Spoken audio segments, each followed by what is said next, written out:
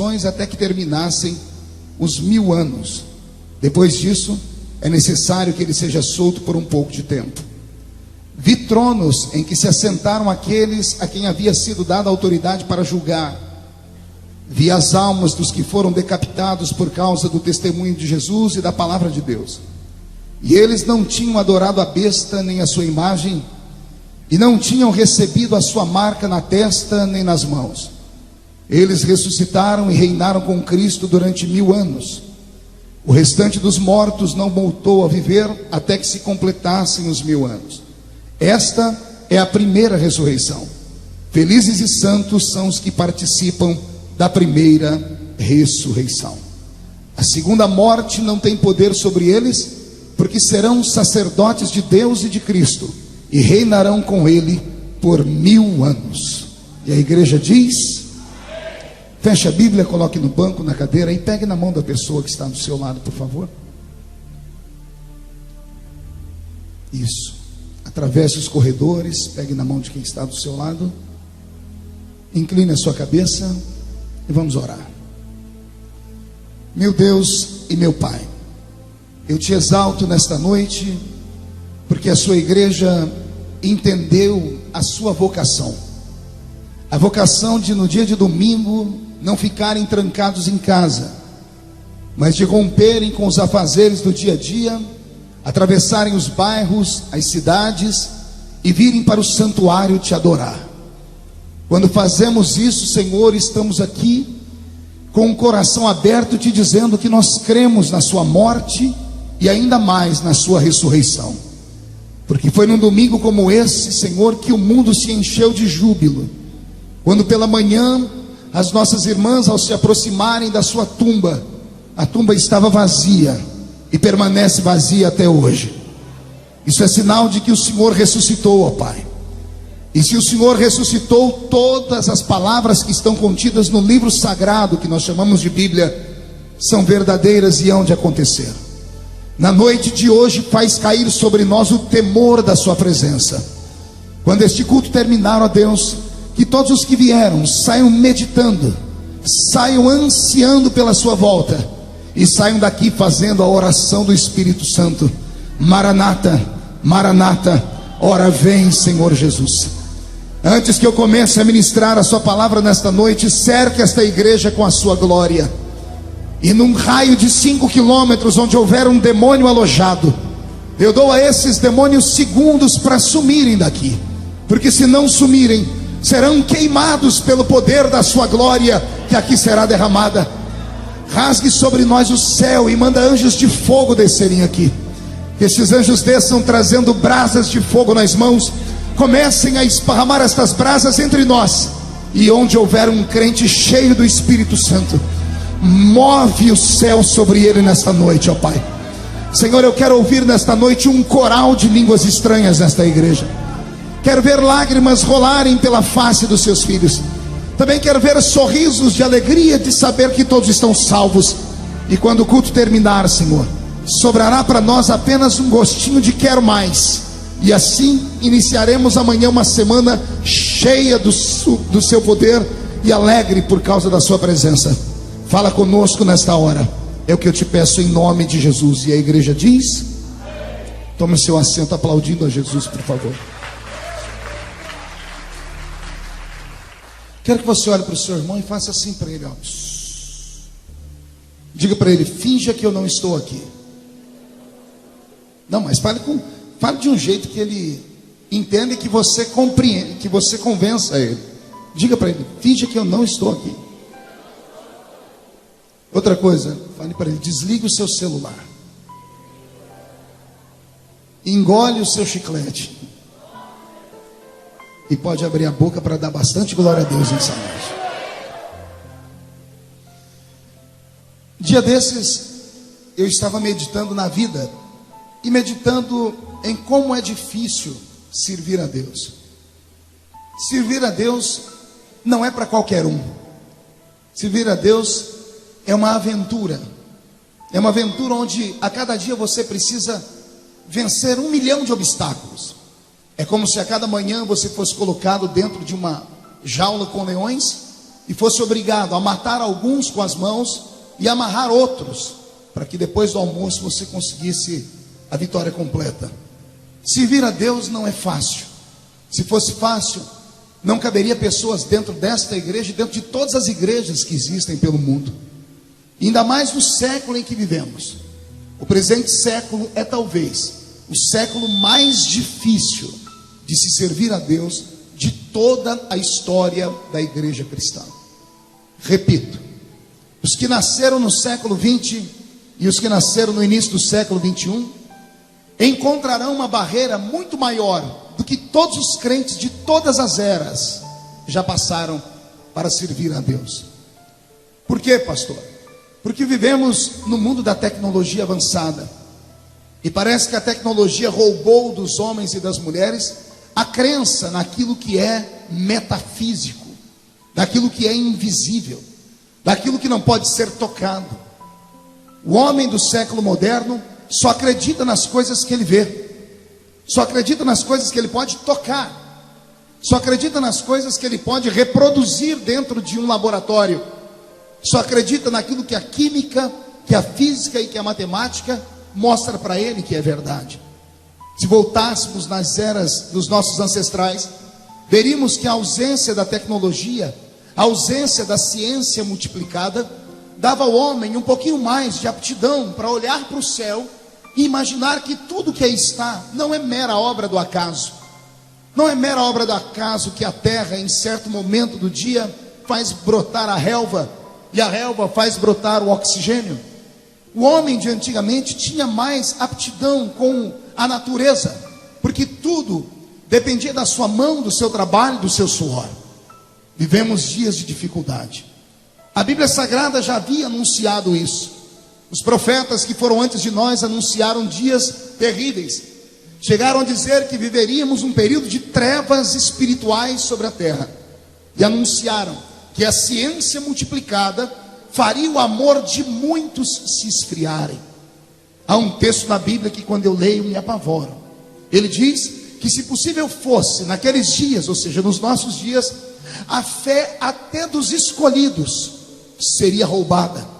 E os homens e mulheres atravessariam as ruas, os valados, viriam para a igreja não em busca mais da presença de Deus, mas em busca de uma verdade que parece não ser capaz de saciar a sua fome. E eu tenho me preocupado extremamente com isso. Tenho participado de cultos, não um, nem dois, mas milhares de cultos desde que entreguei a minha vida a Cristo. E parece que de alguns anos para cá, o evangelho foi vilipendiado, foi barateado, fora transformado em algo que quase não tem valor. Parece que olhamos para Jesus e não enxergamos mais nele aquele que fez um sacrifício na cruz. Olhamos para ele e esperamos que ele seja para nós um gênio da lâmpada, aquele que nós esfregamos a lâmpada e ao aparecer ele é capaz de dar para nós o pedido da nossa alma. Somos capazes de fazer campanhas e mais campanhas em prol de um emprego. Somos capazes de fazer campanhas e campanhas para que o nosso nome saia do SPC. Somos capazes de subir um monte para orar, mas em busca de coisas que nos dê uma vida melhor aqui nesta terra. Em compensação, somos incapazes de num domingo como esse nos prepararmos para vir à casa de Deus, quiçá por 30 minutos antes de sairmos de casa. Não temos força para desligar a televisão, não temos força para deixar de ignorar os problemas triviais que roubam de nós a nossa fé. Fazemos questão de brigar com a mãe, fazemos questão de brigar com o pai, fazemos questão de ter um espírito crítico, de chegarmos na igreja já cheio de ressalvas e colocados dentro de uma redoma, dizendo, dependendo do que ele falar eu aceito, dependendo do que ela falar eu não aceito. Alguns, ao atravessarem a cidade e passarem pela igreja, pensam que estão em um cinema, porque no cinema você pode escolher o filme que você quer ver. Alguns pensam que vão a um teatro e querem que todos os dias o ator, ou seja, o pregador ou o cantor, dê um show e não um culto. E talvez seja por isso que a maioria dos crentes já não tem mais desejo de estar em uma igreja. Quem dera nesta noite Deus mudasse a nossa mente. Quem dera nessa noite o Espírito Santo nos revelasse que nós não estamos aqui para assistir um culto, nós estamos aqui para prestar um culto. E nós não estamos aqui para escolher aquilo que nós queremos. Nós não podemos aqui ouvir o que nós queremos ouvir, mas nós devemos esperar que Deus fale aquilo que nós precisamos ouvir. E quem dera hoje, todos nós fizéssemos um novo pacto, uma nova aliança, e levantássemos os nossos altares. Se levantássemos os nossos altares e colocássemos sobre ele um sacrifício vivo, de oração, de jejum, haveria muito mais facilidade de Deus falar conosco, do que termos que ficar aqui observando e apenas esperando que em certo momento o anjo desça para mover as águas, e só um ou dois que tem a sorte de ser jogado nela e ser curado. Nesta noite o meu sonho é que Deus transforme esta igreja num grande rio. E eu quero te dizer uma coisa: as águas já estão se movendo. Não será um nem dois que serão tocados, mas todos nós podemos ser tocados nessa noite. Por isso eu te peço, abra o seu coração e não retenha nenhum tipo de adoração. Coloque para fora hoje todos os seus anseios, as suas necessidades, mas não com palavrões, mas com gritos de glória a Deus, de aleluia. Busque o Espírito Santo nesta noite. Não se dê por vencido. Não olhe para os ponteiros do relógio. Não olhe para nada. Esqueça os programas que você tem depois do culto. Neste momento, saia da terra e entre dentro do céu comigo, porque Jesus Cristo está voltando. Quem acredita que Jesus está voltando, dê um glória a Deus, por favor. Vou pedir para que o pastor Roberto mude a música para mim. Deus hoje me fez, além de ser um sacerdote religioso, Ele me fez ser um sacerdote da política. Eu entendo que a minha estadia na política brasileira não é algo normal, como nunca nada na minha vida foi normal. Desde criança aqui nessa cidade, sempre fui uma criança diferente, marcada por Deus, escolhido pelo Senhor. E mal sabia eu onde Deus me levaria, e não tenho noção onde Ele ainda quer me levar. Mas eu sei que todos os lugares onde a planta do meu pé pisa, algo acontece. Acaba virando um rebuliço no reino espiritual.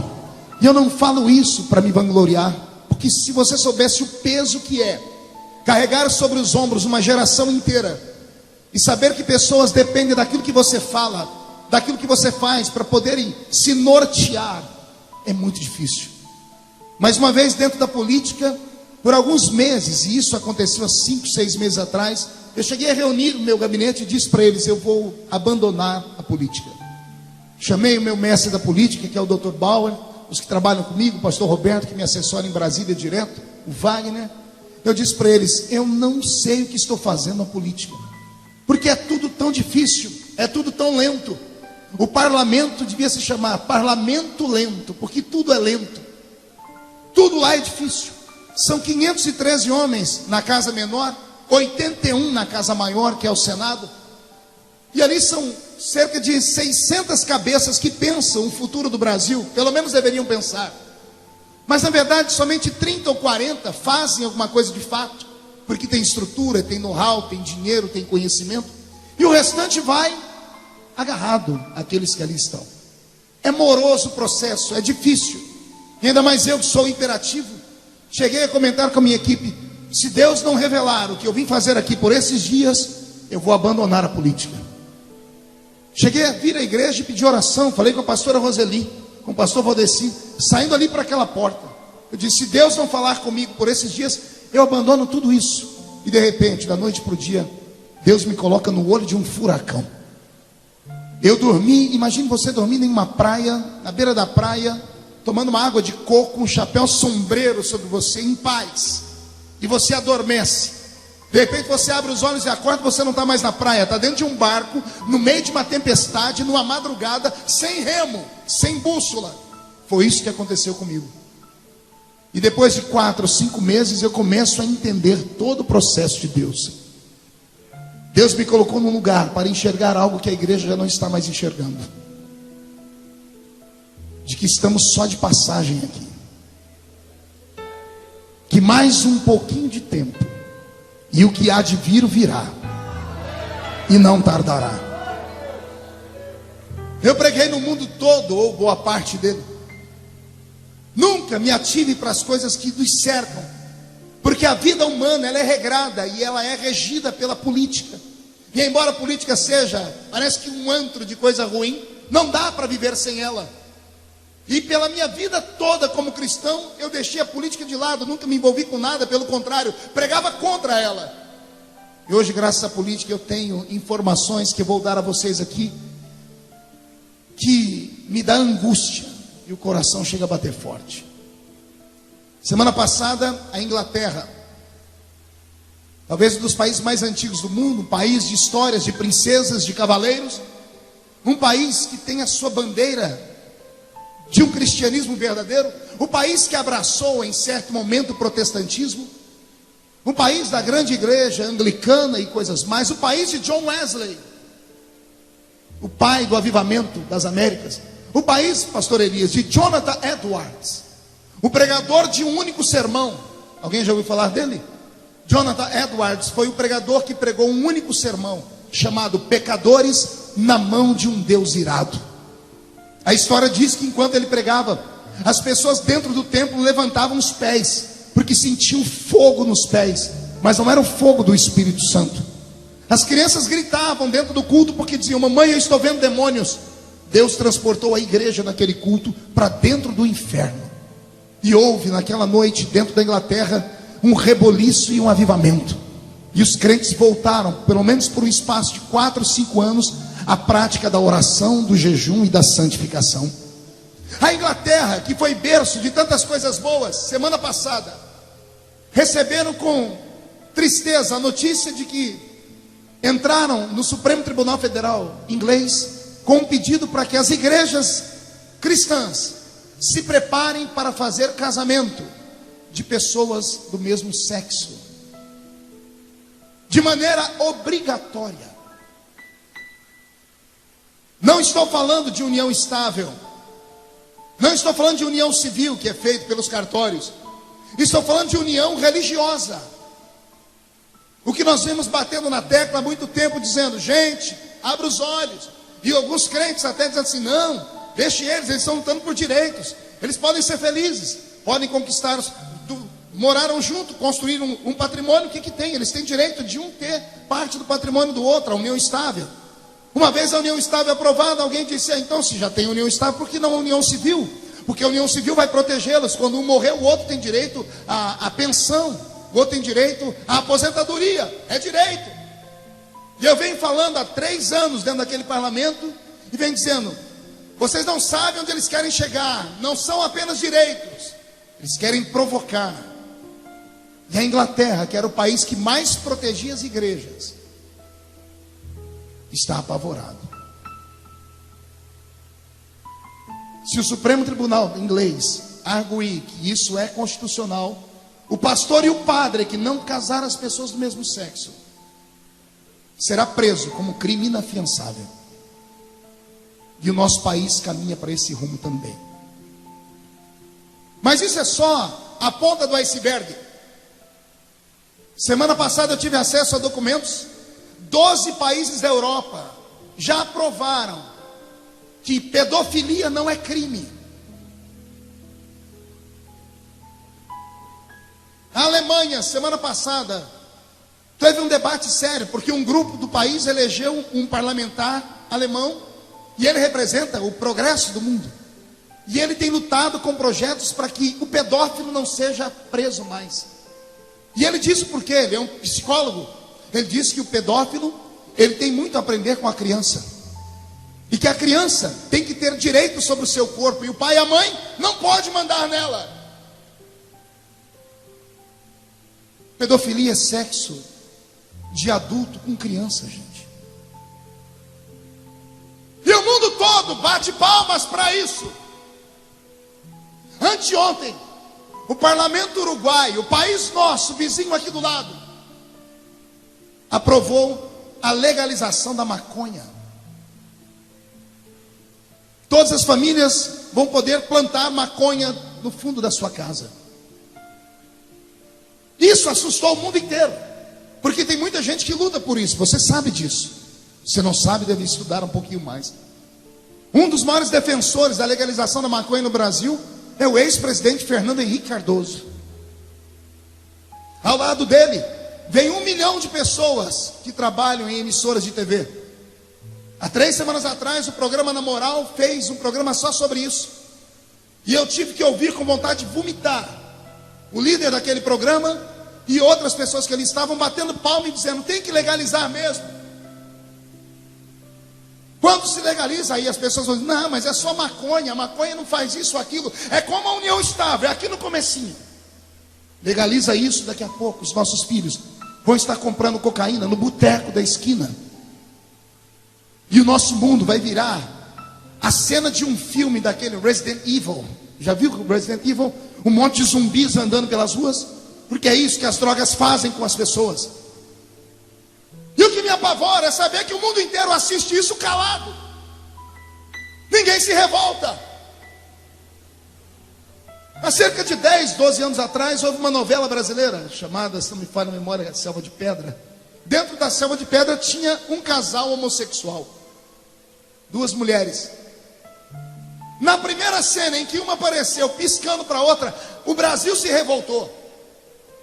Em 3 capítulos, as 2 sumiram da novela, provocaram um acidente, caiu a torre e matou as 2. Porque houve uma pressão da sociedade que dizia que aquilo não era lícito num país como o nosso. 12 anos depois, os crentes ficam em casa assistindo a novela e morrendo de dar risada. E alguns até dizendo: tadinho do Félix, o pai dele é um grosso que não entende o coração dele. 12 anos depois, a igreja do Senhor, que deveria protestar contra o pecado, aprova e recebe de bom grado. Eu estou te dando notícias de última hora, de 2 semanas. Meu corpo se arrepia e a minha alma dá vontade de chorar, porque eu quero saber quais serão as notícias daqui para frente. O mundo jaz no maligno. O espírito do anticristo vem sobre nós na força de um tsunami espiritual. Satanás está varrendo o planeta Terra. Satanás está entrando dentro das nossas casas, nas cidades, nas vilas, na cultura, no governo do mundo. E a igreja, que é o único órgão oficial do céu na terra, repito, a igreja é o único órgão oficial de Deus na terra.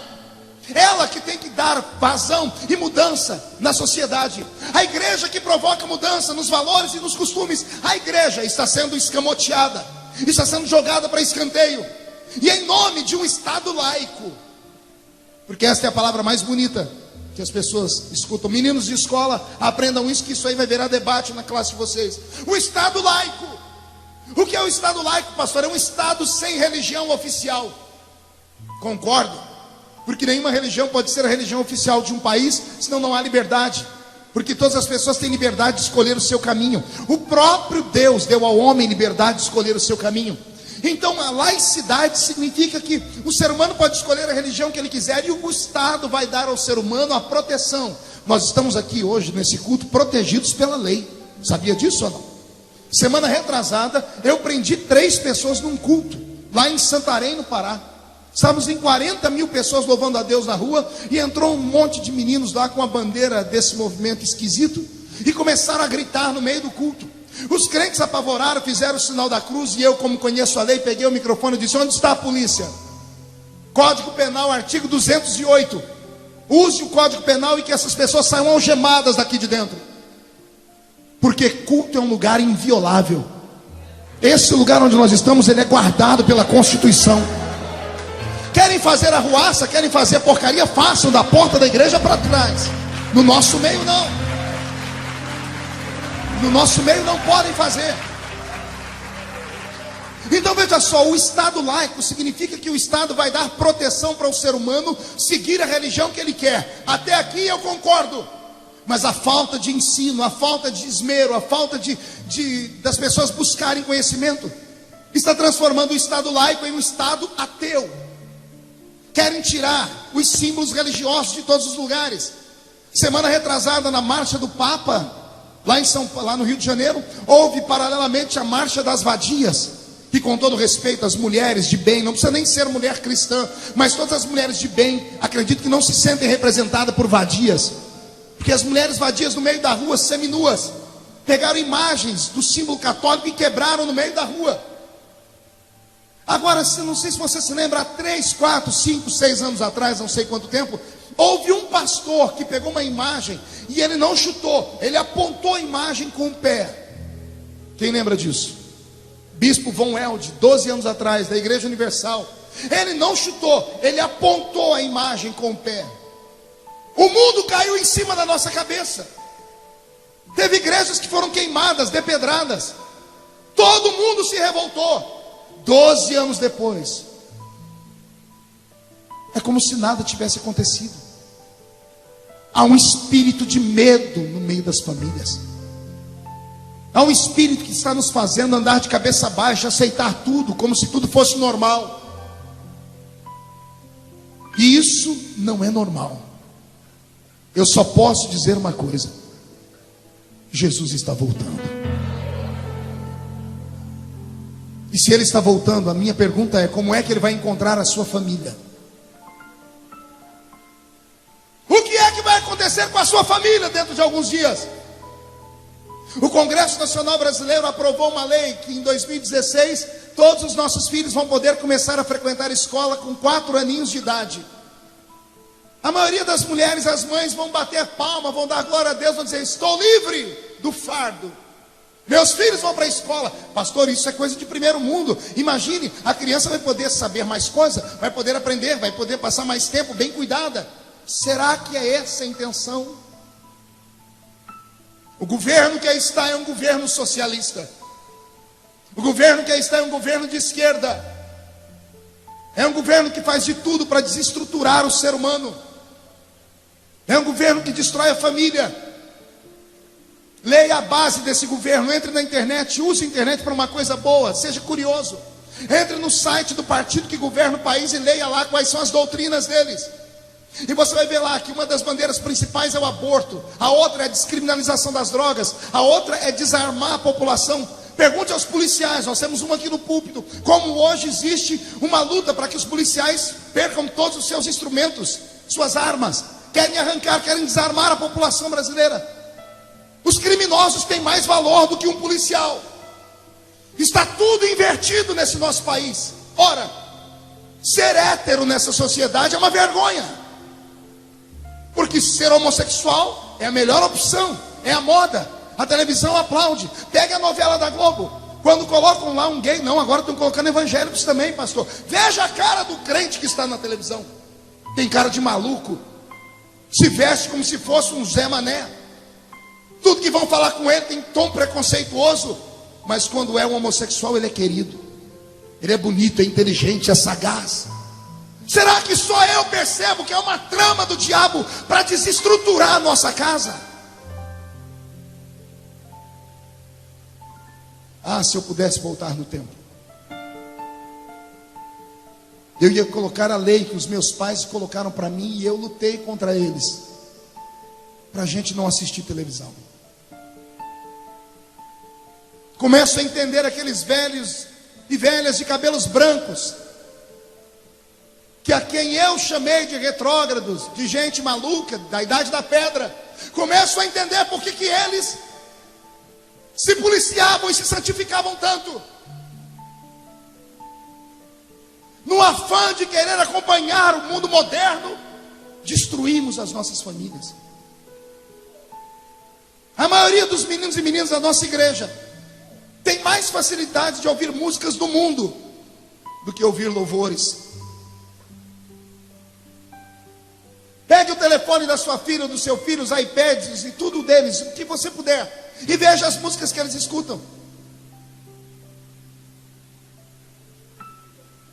Está tudo mudado.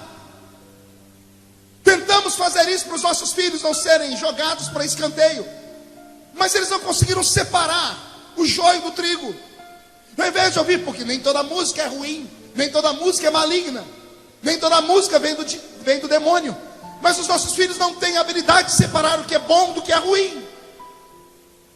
Estamos destruindo a nossa casa. Nossos crentes têm vergonha de andar com a Bíblia. Quando se vê reunido 2 ou 3 crentes, pode chegar e ficar ali como uma mosca branca. Você não vai ver ninguém contando bênção. É só murmuração. É só falando mal de alguém. Eu não sei onde nós vamos chegar, senhoras e senhores. E a culpa disso é minha, é nossa, porque nós somos os pastores, nós somos os líderes, nós guiamos o povo. E eu estou com medo. Irmã Conceição, eu tenho medo de Jesus voltar nessa noite. Se a trombeta tocasse nesse exato momento, quem entre nós subiria? Ah, pastor, mas vai levar um tempo para Jesus voltar ainda. Então vamos mudar a situação.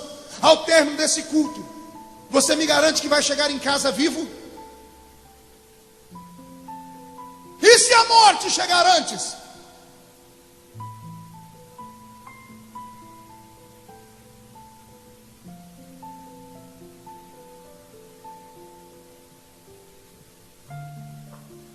Reflita. Isso aqui não é um lugar de brincadeira. Nossos crentes vão à igreja quando dá na cabeça deles. Ah, hoje eu vou, amanhã eu não vou. Hoje eu puxei a orelha de um amigo muito próximo. Falei para ele, por que você não foi na igreja domingo? Ele sorriu, eu não fui. Por que não? Não tem explicação. A atração da televisão é melhor do que o culto. E nisso o problema é nosso. Aqui agora vira para nós. A ovelha só sai do pasto quando não tem comida e quando não tem água. Estamos dando água suja para o povo? Estamos dando uma comida que não tem efeito, que não tem sabor? Precisamos rever isso agora. E deixa eu te dar uma palavra. Essa história de que Jesus aceita o ser humano de qualquer jeito é conversa para boi dormir. Crente que não toma Santa Ceia não vai para o céu. E isso não é coisa minha, é doutrina bíblica. Não é costume de igreja, é doutrina bíblica. Quem não participa do corpo e do sangue não tem parte comigo, não tem vida. Até quando, senhoras e senhores? Até quando vamos dormir? Até quando vamos colocar sobre os outros a culpa do nosso próprio fracasso? Até quando vamos falar para alguém, não, eu não vou na igreja por causa daquele pastor, não, eu não suporto aquele irmão, não, aquela mulher, eu odeio aquela mulher. Como é que pode alguém estar entre nós e sentir sentimentos de ódio? Aqui não é guerra, aqui não é Beirute, aqui ninguém persegue ninguém para matar, aqui é uma casa de oração.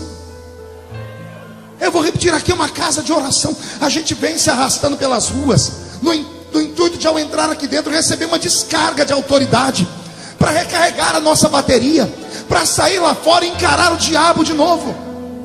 Aqui não é um ringue de MMA, aqui não é vale tudo, aqui não vale tudo, aqui só vale a glória, a graça, a unção, a presença, a experiência.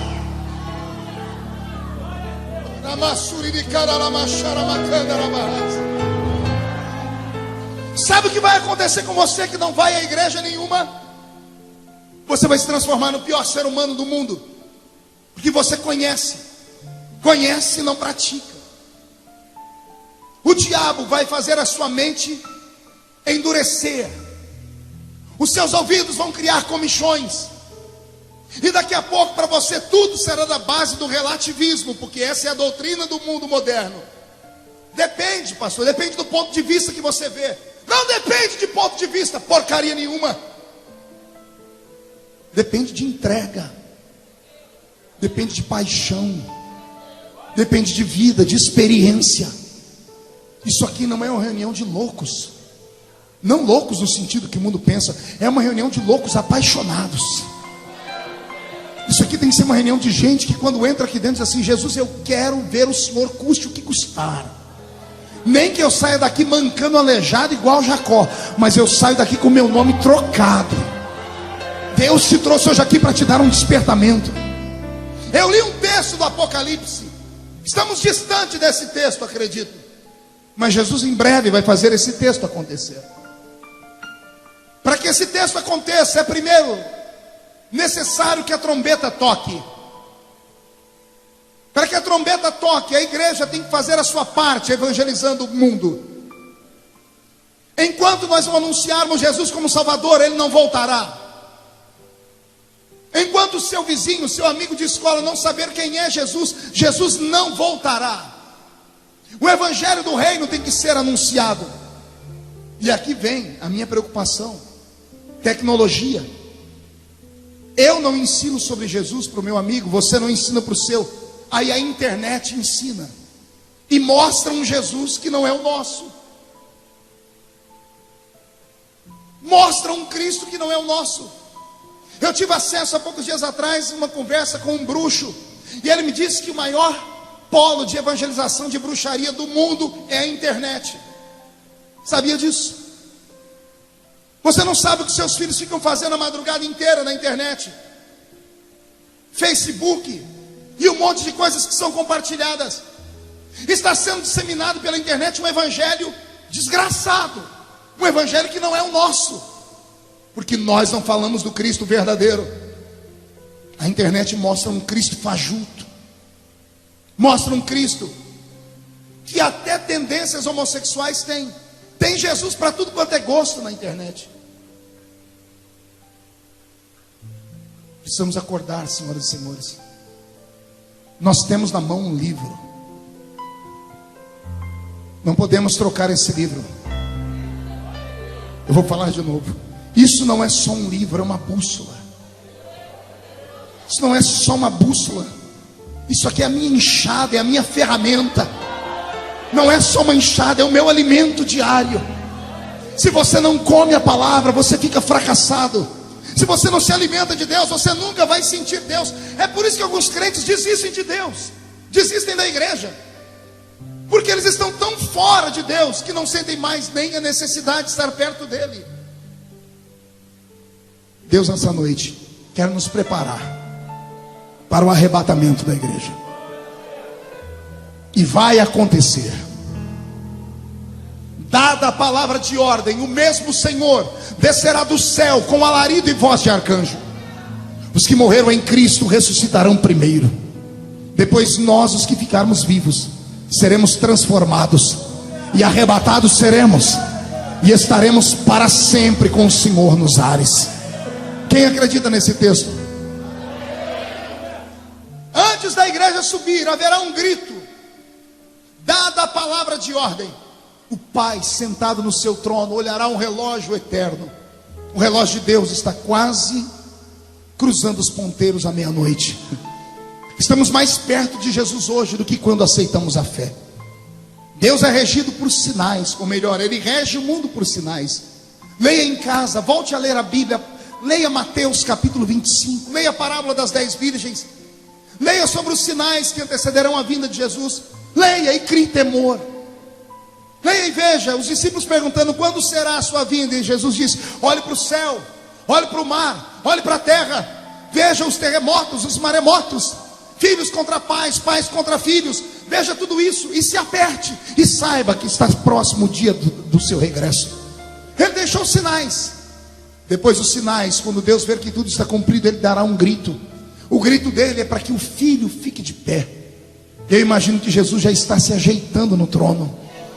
Eu acredito que os anjos que estarão segurando as vestes que Ele vai usar no dia do arrebatamento já estão terminando elas. Quando o pai olhar para o filho e dar a palavra de ordem, a Bíblia Sagrada diz: e dada a palavra de ordem, o mesmo Senhor descerá do céu com alarido. Diga comigo: alarido. Não ouvi alarido? Pergunte a mim o que é um alarido, pastor. O alarido é um grito.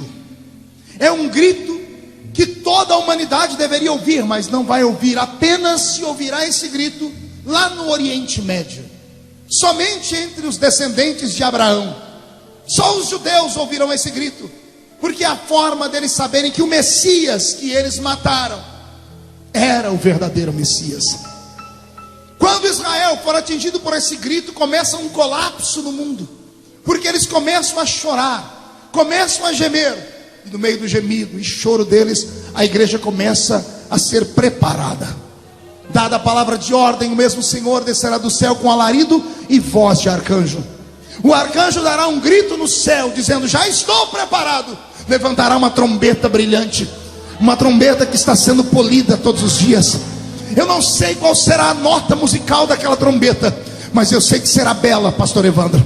Será linda, será uma melodia como nunca antes foi ouvido, melhor do que todas as sinfonias de Bach, melhor do que todas as sinfonias de Mozart, melhor do que todas as músicas que você jamais ouviu. Todavia, só poderá ouvir o toque dessa trombeta quem tiver o seu ouvido afinado no diapasão do Espírito Santo. Dada a palavra de ordem, o mesmo Senhor descerá do céu com alarido e voz de arcanjo. Então, quando o arcanjo tocar a trombeta, é o fim. Ao toque da trombeta, não me importa onde você estiver, se fordes um dos escolhidos, se a sua alma estiver pura, se o seu coração estiver livre, se a sua mente não lhe acusar, se você estiver em pureza de alma e santidade, se não tiver que se acertar com nenhum irmão no altar, se não carregar dentro de você sentimentos estranhos, você ouvirá o toque da trombeta. Estarão dois juntos no campo, um será tomado e o outro será deixado. Estarão dois juntos em um moinho, um será tomado e o outro será deixado. A Bíblia diz algo que apavora: estarão dois deitados em uma cama, um será tomado e outro será deixado. Esses três textos que Jesus explica, ou essas três histórias do texto que Jesus explica, não é sem sentido. Ele está falando: estarão dois juntos em um moinho, trabalhando. Estarão dois juntos no campo, trabalhando. O trabalho do campo é pela manhã, o trabalho do moinho é no finalzinho da tarde. E aí ele diz: estarão dois juntos deitados em uma cama, no final da noite. Ele está dizendo: fiquem atentos, pode acontecer a qualquer momento. Pode ser de manhã, pode ser de tarde, pode ser à noite. Sorte terá aqueles que forem arrebatados enquanto estiverem dormindo. Porque o crente que tem juízo não deita na cama sem antes acertar a sua vida.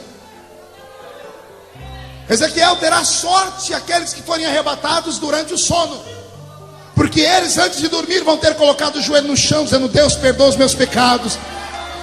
Se ele for crente, ele não vai deixar o sol passar sobre a ira dele. Então ele vai se acertar com a mulher, com o filho, com o pastor, vai ligar para o amigo, não vai dever nada para ninguém. E aí, ao ser arrebatado, o toque da trombeta subirá. Irmão Adriano, a mesma sorte não terá aqueles que forem arrebatados à tarde, ou que estiverem à tarde trabalhando quando a trombeta tocar. Muda a música para mim, Roberto. Sem dar testemunho, se jogando em cima do patrão, ou crente que é patrão se jogando em cima de um empregado.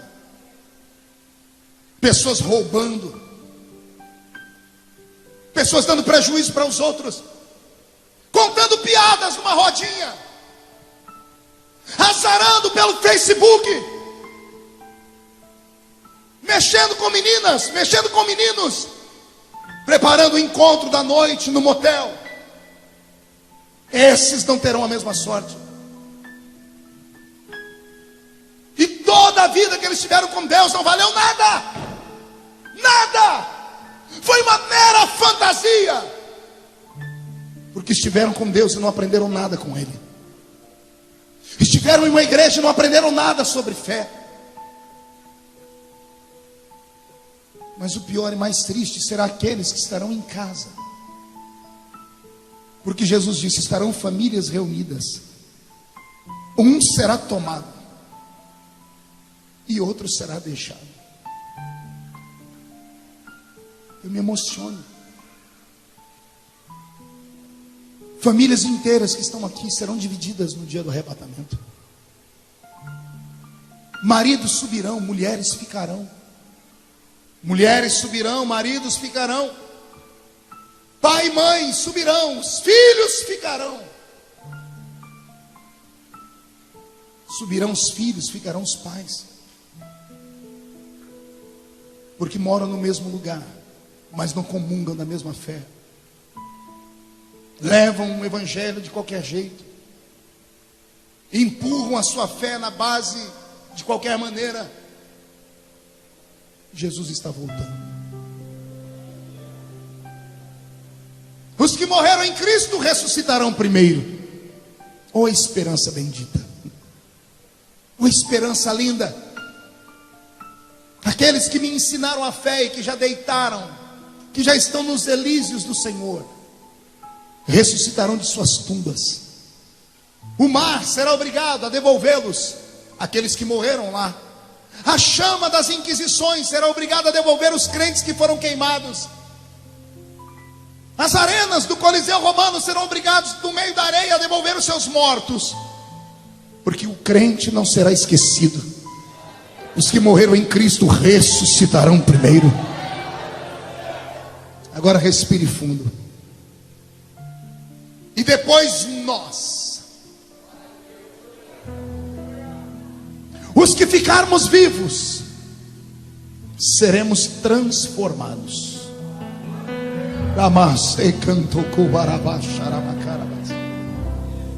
Se a trombeta tocar nesse exato momento, todos esses acontecimentos acontecem simultaneamente. Mas os crentes que estiverem de pé e acordados nesse dia, creio eu, vão sentir algo que nunca sentiram em suas vidas. Vão sentir uma visitação como nunca antes sentiram. Um gozo, um prazer, uma alegria. Algo que vai deixar a sua alma tão leve. E quando você olhar para alguém e abrir a boca para falar, não vai dar tempo. Subiremos cantando um novo cântico. Os crentes que nunca falaram em línguas, fique tranquilo, naquele dia você vai falar. Subiremos falando um novo cântico, o cântico dos anjos. Quando olharmos para o céu, veremos o Senhor lá de braços abertos nos esperando. Seremos levados para um ambiente diferente. Milhares, crentes vindo de todas as partes, de todas as eras, homens, mulheres, jovens e crianças. Subiremos ao lado de Abraão, Isaac e Jacó. Veremos Lázaro. Estaremos ao lado de um cego Bartimeu. Conheceremos Esther. Andaremos ao lado de Mardoqueu. Veremos o profeta Natã. Ouviremos o rei Davi. Estaremos todos subindo em miríades e miríades de santos. Seremos arrancados desse mundo que nos odeia. Seremos arrancados desse mundo que não nos quer bem. Seremos arrancados dessa cidade. E aqueles que foram na minha casa protestar, vão ler pelo jornal, ou vão ouvir pela URC, ou pela Rádio Gazeta. Ontem aconteceu algo estranho em Orlândia. Todas as igrejas cristãs, evangélicas, estão em desespero. Interessante que alguns pastores sumiram e outros ficaram. Interessante que alguns crentes, principalmente aqueles que eram os mais loucos, aqueles que mais gritavam, aqueles que mais diziam, vamos andar assim, assado, esses sumiram. E aqueles que tinham uma vida leviana, uma vida meia lá, meia cá, estão aí. Essa igreja nunca ouviu tanto choro e grito como vai ver naquele dia. Vão destruir a porta dessa igreja. A igreja onde nós nascemos, Elias, vão destruir as portas delas. Porque todas as pessoas que tiveram contato com o evangelho como o nosso, todas as pessoas que ouviram falar de crentes, e tiveram a oportunidade de ouvir uma palavra, sabem que nós pregamos que um dia nós vamos sumir desse mundo. Vão quebrar as portas, porque vão vir as multidões, vão revirar os bancos, vão se jogar na frente do altar, vão arranhar os seus rostos, vão entrar num desespero tão grande como nunca antes houve. Apocalipse, dá medo de ler. Tem uma parte de Apocalipse que diz, naqueles dias, os homens vão pedir a morte, e a morte vai sumir diante deles. Vão gritar, ó montes, caiam sobre nós. E mesmo os montes caindo sobre eles, eles não vão morrer. A morte será arrancada da terra por um tempo, para que as pessoas não tenham onde dar vazão ao seu remorso. Enquanto saímos, sumirmos daqui, estivermos nos céus, sobre os nossos pés se fechará. Deus apagará da nossa memória parte das nossas lembranças. Pergunte para mim quais, pastor? Aquelas de que nós subimos e alguém ficou. Quem ficará com as memórias? Só aqueles que ficarem. Os que saírem daqui e subirem não vão lembrar disso. Pergunte por quê? Senão não é céu, é desespero. Você ir para um lugar e saber que você está em paz, e saber que a sua mãe, o seu pai, o seu filho estão nas mãos do anticristo. Nós estaremos em um lugar tão belo, assentados em uma mesa. João desenhou a mesa em Apocalipse. Ele diz que o tamanho dela é tão grande que ela começa no Oriente e vai até o Ocidente. Estaremos assentados nessa mesa, vestindo uma roupa branca, os nossos corpos recuperados, sem rugas no rosto, sem doença, Joel, sem nada que nos deixe cicatrizes. O nosso corpo será transformado. Sentaremos nessa mesa e passaremos um tempo olhando uns para os outros, sorrindo, alegres, dizendo uns aos outros: valeu a pena, valeu a luta, a perseguição, o sofrimento, valeu a pena. Na cabeceira da mesa se levantará o nosso mestre, dará um discurso, porque é o nosso casamento, e então participaremos das bodas do Cordeiro. A exemplo dos judeus, que uma festa de casamento dura 7 dias, a festa do nosso casamento com Cristo durará 7 anos. Não ouvi um glória a Deus direito. 7 anos assentados em uma mesa, revendo amigos, batendo papo. Esquecemos dessa terra aqui, só lembramos de coisas boas lá. Comendo e bebendo 7 anos sem parar. Detalhe, sem engordar nem 1 quilinho. Ninguém deu glória a Deus. Você tá, então tá bom, deixa pra lá. Vou falar mesmo assim: ninguém mais vai engordar, ninguém mais vai emagrecer. Comeremos 7 anos. E aí vem a parte mais linda, pergunte qual? O garçom que vai nos servir. Pastor, é os anjos? Não. Serafins? Não. A Bíblia diz que o próprio noivo vai nos servir. Pastor, é por isso que vai demorar 7 anos, porque até servir todo mundo? Não. O nosso noivo tem um dom que nós não temos. Ele é onipresente. Na hora em que ele estiver servindo o meu prato, ele vai estar do outro lado servindo o prato do outro. Estará do outro lado servindo o seu. Será uma noite inesquecível para nós. O tempo e o relógio não vai existir. Será apenas um jantar que vai durar aqui na terra, para quem estiver aqui, 7 anos.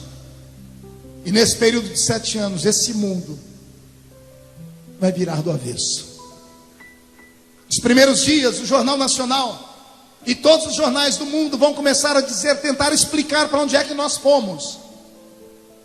Oh glória! E hoje já existe uma teoria. Eu comprei uma revista de ciências esses dias, e a revista diz que existem indícios de que há vida em outros planetas, e de que existe vida inteligente fora da Terra. Quem assistiu o filme Prometeus aqui? Alguém assistiu o filme Prometeus? Aquilo é a emancipação do pensamento da nova era. Nós somos frutos de alienígenas.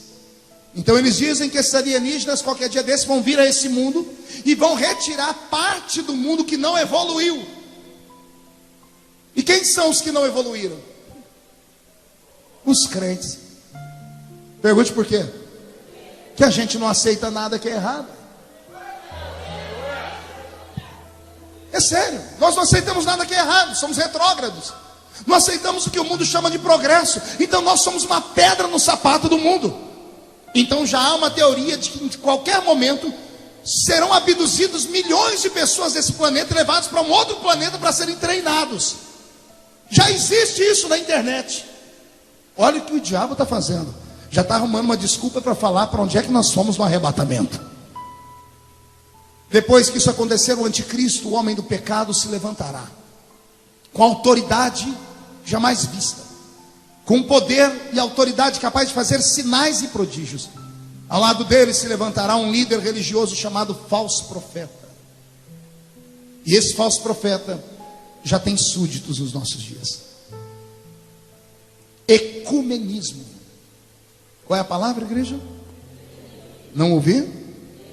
Pergunte para o seu irmão se ele sabe o que é ecumenismo.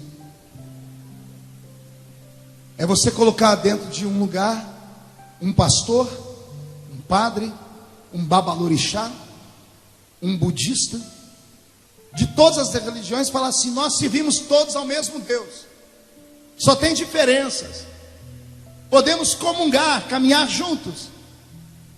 Isso é ecumenismo. É o que é pregado hoje na televisão. Quem assistiu na Moral essa semana, viu lá um babalorixá questionar o pastor Silas. Por que vocês não vão lá no nosso terreiro? Por que nós não podemos ser uma religião só? O Papa Francisco é hoje uma das maiores vozes que defende o ecumenismo.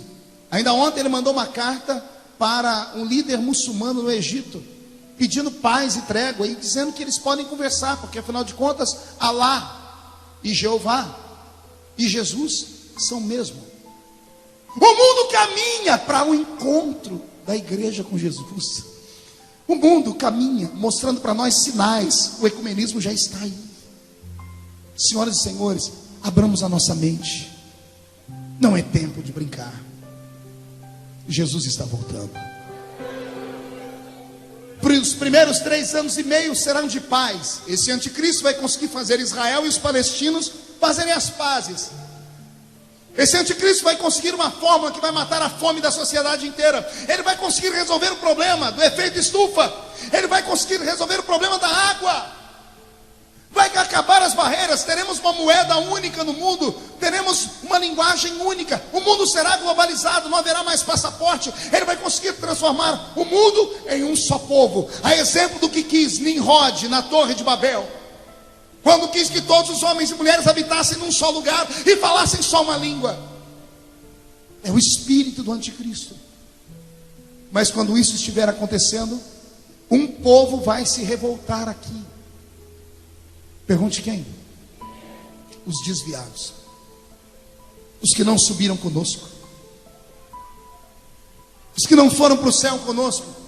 Eles vão se levantar e serão uma pedrinha no sapato do reino do anticristo. Só que esses vão clamar e não vão ter liberdade. Esses vão pedir ajuda e a ajuda não vai vir. Terão que dar a sua vida. Vão morrer decapitados. É o texto do Apocalipse 20 que eu li. Vão morrer, serão assassinados, serão jogados nas ruas, a exemplo dos demais. Vão ser chamados de pessoas que querem ir contra o governo. O mundo virará um inferno. E nós estaremos no céu cantando. O anticristo baixará uma lei dizendo que todos os homens e mulheres que quiserem comprar e vender vão ter que ter um sinal, ou na mão direita ou na testa. Um chip será implantado na mão das pessoas, ou na testa das pessoas. Procure na internet, já existe isso nos Estados Unidos da América. Um chip, uma pequena plaquinha que mal pode ser vista. Dentro dele há um GPS, eles sabem onde você está. Dentro dele existem códigos. Tudo será eletrônico. O profeta que previu isso há 2000 anos atrás, quando não havia nem luz elétrica. E a Bíblia Sagrada fala desses sinais. Já está acontecendo. E a igreja não se percebe. Quando tudo estiver terminado, o único povo que se levantará contra o anticristo como nação será Israel. Qual o nome do povo? Deixa eu te dar um conselho. Toda noite antes de dormir, ore pela paz em Israel. É bíblico. Abençoa aqueles que pedem a paz por Jerusalém. Deus ama aquela terra. Deus ama aquele povo. Deus ama aquela nação. E nesses dias eles se levantarão, porque esse anticristo vai querer colocar uma imagem dele dentro do templo que será levantado em Israel. E os judeus não adoram outro Deus, não aceitam imagens, estão curados. Foram curados por Deus no cativeiro babilônico. No cativeiro de 70 anos em Babilônia, Deus arrancou toda a idolatria do povo judeu. O judeu só adora um Deus, aquele que está nos céus. Quando isso acontecer, o mundo todo se revoltará contra Israel. Há um vale em Israel chamado Vale de Jezreel. O ano que vem nós vamos fazer uma caravana e alguns crentes daqui vão comigo lá. Lá em Israel, vamos lá, em loco. Há um vale gigantesco chamado Vale de Jezreel, também chamado Vale do Armagedon. Aquele vale será tomado por homens que virão do mundo inteiro para cercarem os flancos de Israel, para destruir Israel com seu armamento bélico. O mundo todo vai tentar provocar a terceira guerra mundial. O mundo contra os judeus. Quem vai apoiar os judeus esses dias, pastor? Os desviados que estiverem aqui. Quando todo o armamento do mundo estiver contra os judeus, quando Israel estiver para ser apagado da terra, cumprir-se-á os 7 anos da profecia. Antes de Israel ser exterminado, as bodas do Cordeiro terminam. Jesus olha para nós assim: é chegada a hora. Levantamos da mesa, a mesa desaparece. Recebemos o poder de voar. Lá na frente daquele batalhão veremos um cavalo branco, e o nosso Salvador vai se assentar sobre ele. E quem não acredita nisso, leia o livro que antecede o Apocalipse, o livro de Judas. E lá no livro de Judas você vai ver assim: e assim profetizou Enoque, o sétimo depois de Adão: eis que é vindo o Senhor com milhares dos seus santos. Enoque, lá no Gênesis, viu a nossa vinda vitoriosa. Ele não fala de anjos, fala de santos, somos nós. Estaremos atrás do Mestre. Abrir-se-á no céu uma ruptura, haverá uma separação entre dimensões. A Bíblia diz que é como um relâmpago que sai do Oriente e se mostra no Ocidente. Vai se rasgar em dois, vai se abrir uma cortina que ninguém vê. E quando os homens olharem para cima, vão ver milhares de crentes. Na frente, o Senhor sentado no seu cavalo. Nesse dia, todas as filmadoras estarão filmando Israel preparados para a guerra. Os cinegrafistas, como está a Ana ali, estão filmando a guerra. E alguém do lado: querido, bata no ombro da Ana, por favor. Bata no ombro da Ana. Ana, olhe para ele, pergunte o que é. Aponte para o céu, diga: filme lá, filme lá. Quando as câmeras men filmarem o céu, o mundo vai entrar em desespero. William Bonner, CNN, todo mundo vai entrar aos gritos dizendo assim: o mundo está sendo atacado por alienígenas. O céu está tomado por seres de outro espaço. E de fato serão seres de outro espaço. É aí que se cumpre a palavra que diz que naquele dia todo olho o verá. O arrebatamento da igreja se dá em duas fases. Na primeira fase, ele vem como ladrão da noite. Lembra que Jesus disse: se o pai de família soubesse a que hora o ladrão viria, ele não deixaria ser roubado. Então a primeira fase é aquela fase do arrebatamento que eu disse: nós seremos arrebatados num abrir e piscar de olhos, 7 milésimos de um segundo. Será invisível, ninguém vai ver nada, nós desaparecendo e indo para lá. Mas a segunda parte, a Bíblia diz: naquele dia todo olho o verá. Como todo olho verá, pastor? Todas as TVs do mundo filmarão. E quando filmarem, eles vão tentar buscar o melhor foco da imagem. E quando filmarem o que está na frente daquele batalhão, vão filmar Jesus. Vão filmar a roupa que ele vai estar vestindo. A Bíblia Sagrada diz que os homens vão saber o que está escrito no manto que cobre a coxa direita dele. E na coxa direita dele está escrito: Rei dos Reis e Senhor dos Senhores. Jesus virá e parará com o seu cavalo e nós atrás dele, em cima do Monte das Oliveiras. Quando os pés dele pisar sobre o Monte das Oliveiras, o monte se rachará em duas partes, o vale se aumentará mais ainda, e ele, pelo sopro da boca dele, mandará todos os inimigos que eram contra Israel para aquele buraco. Ninguém levantará um dedo, não será disparado uma arma, ninguém soltará uma bomba. O mundo naquele momento sofrerá com a mão do juiz, e o juiz é Jesus. E Jesus soprará sobre os inimigos. Quando os inimigos forem destruídos, Jesus implantará nesse mundo o seu reino. Oh glória, respira fundo, já estou terminando. Jesus fará de Jerusalém a capital do mundo. O anticristo será agarrado com a mão do Senhor, a besta, o falso profeta serão amarrados, o próprio diabo será amarrado por 1000 anos. Quando os demônios e Satanás e esses forem amarrados e trancados, nós que estivermos com ele lá em cima, viremos para governar essa terra. Por favor, se ajeita na cadeira agora, murcha a barriga, estufe o peito, porque você pode estar sentado ao lado do primeiro-ministro da Inglaterra.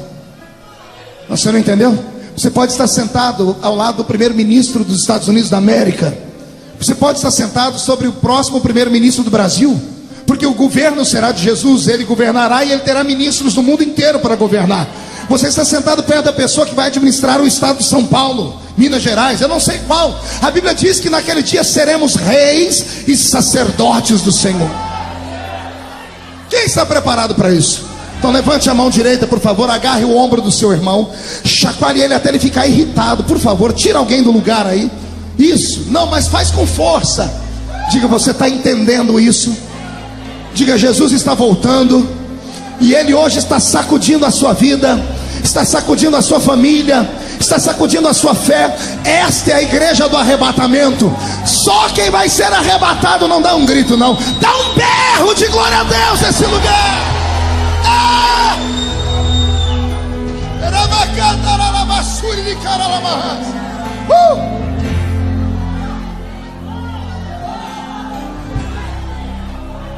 Jesus implantará o seu governo nesse mundo e nós governaremos o mundo com ele. Faremos parte da primeira ressurreição. Bem-aventurados que fazem parte da primeira ressurreição. Repita comigo: primeira ressurreição. Mais alto, diga: primeira ressurreição. Pergunte para o seu irmão: sabe por quê? Esses que foram arrebatados terão um corpo igual ao de Jesus. Lembra do corpo de Jesus quando ele saiu da tumba? Ele atravessava a parede, pastor Edivaldo, e comia peixe. Ele estava aqui, sumia da frente das pessoas no caminho de Emaús. Lembra, depois da janta? Quando ele deu graças, os discípulos olharam: cadê Jesus? Sumiu. O corpo da igreja será como dele. Nós fizemos parte da primeira ressurreição, e nós seremos diferentes do resto da humanidade. Por isso vamos governar. E tudo isso que eu estou pregando não é conto de carochinha, não é ficção, é verdade. O mundo não acredita em mais nada, mas nós precisamos acreditar. Jesus está voltando. Eu peço para que todos fiquem de pé nesse momento. É hora de consagrar a nossa vida. Aquela música que eu te pedi, pastor Roberto. E vou pedir para que você incline a cabeça por um momento. Vou pedir para que você reveja a sua vida. Para que você reveja o seu coração. Para que você reveja os seus passos.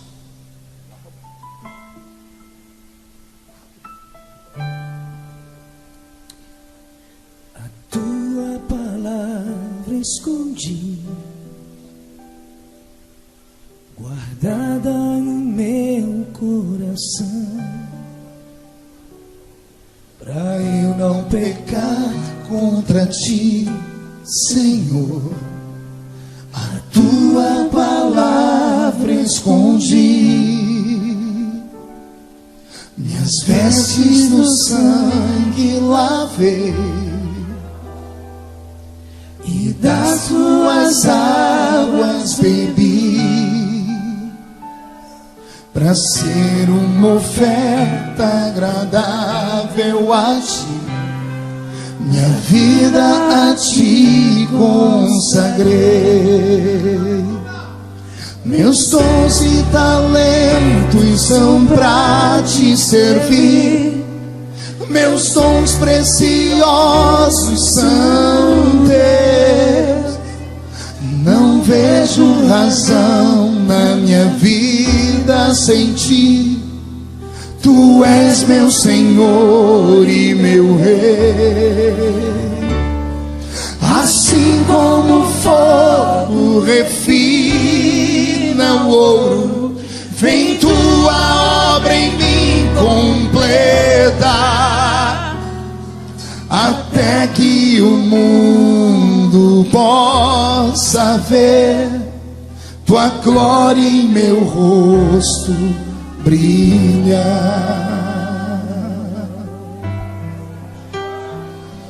A tua palavra escondi, guardada no meu coração, para ser uma oferta agradável a ti. Minha vida a ti consagrei. Meus dons e talentos são pra te servir. Meus dons preciosos são teus. Não vejo razão na minha vida sem ti. Tu és meu Senhor e meu Deus. Assim como o fogo refina o ouro, vem tua obra em mim completa, até que o mundo possa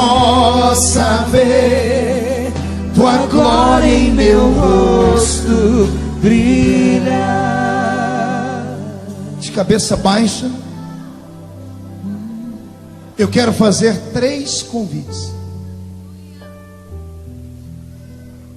Não faço como pastor, eu faço como seu irmão.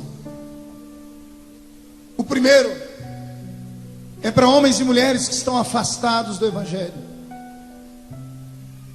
É para gente que já cantou, já pregou, já sentiu, já falou em línguas, mas que no meio da caminhada foi atingido, ficou magoado, foi entristecido, saiu da presença de Deus. E nessa noite, atendendo o convite, não meu, mas o convite do Espírito Santo, veio ao templo.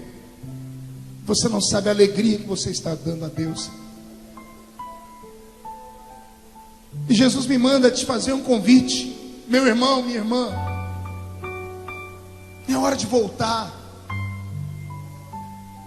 Aqui não é um lugar perfeito, como não existe lugar perfeito em lugar nenhum. Mas aqui é o lugar que Jesus nos deu. Nós vamos nos acertar.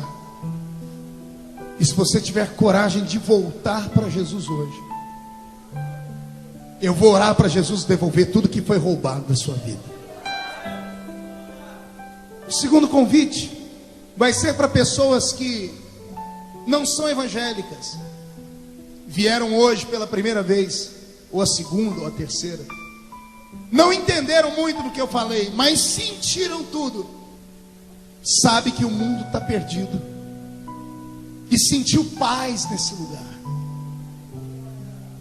O terceiro convite vai ser para homens e mulheres que são membros dessa igreja ou de qualquer outra, que mesmo frequentando a igreja, não toma santa ceia há anos, há meses. Foi vencido em algum momento da vida. O diabo te acusou tanto que você falou: eu não posso mais participar do corpo de Cristo. A igreja vai estar de cabeça baixa. E se você pertence a um desses 3 grupos e tiver coragem de sair daí e vir aqui perto, eu vou orar por você. Os pastores da igreja vão orar por você. Vem. Vou pedir para os nossos pastores descerem ali para receber esse pessoal. Para eu não pecar Isso. contra ti, Senhor, a tua palavra escondi. Chega mais perto do altar. Nas vestes no sangue lavei. Oh meu Deus. E das tuas águas Oh meu Deus. bebi. E a igreja tinha que estar orando nesse momento, né, gente? Pra ser uma Ou cantando, pelo menos. agradável a ti, minha vida a ti consagrei. Meus dons e talentos são pra te servir. Meus dons preciosos são teus. Não vejo razão na minha vida sem ti. Tu és meu Senhor e meu Deus. Assim como o fogo refina o ouro, vem tua obra em mim completa, até que o mundo possa ver tua glória em meu rosto brilhar. Meu Deus e meu Pai, eu oro nesse momento por esse guerreiro, por essa guerreira, por esse homem, por essa mulher, por esse meu irmão, por essa minha irmã, por essa senhora, por esse senhor, por este jovem, por esta jovem, por essas pessoas que tiveram coragem de sair dos seus lugares e virem aqui à frente. Os olhos humanos não podem ver o que está acontecendo, Pai, Mas nesse momento há uma cachoeira aberta sobre eles. Só que essa cachoeira não jorra água, ela jorra sangue. O sangue do Cordeiro de Deus que tira o pecado do mundo.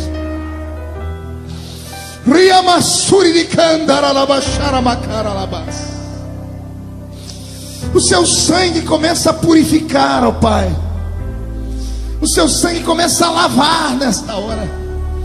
Vai arrancando o ódio, a mágoa, a tristeza, o desespero, a angústia. Vai arrancando o que não presta. E vai devolvendo para eles a certeza da salvação, os dons do Espírito Santo. Todos os dons que foram roubados estão sendo devolvidos. Todos os pecados estão perdoados. O nome deles permanece no livro da vida do céu.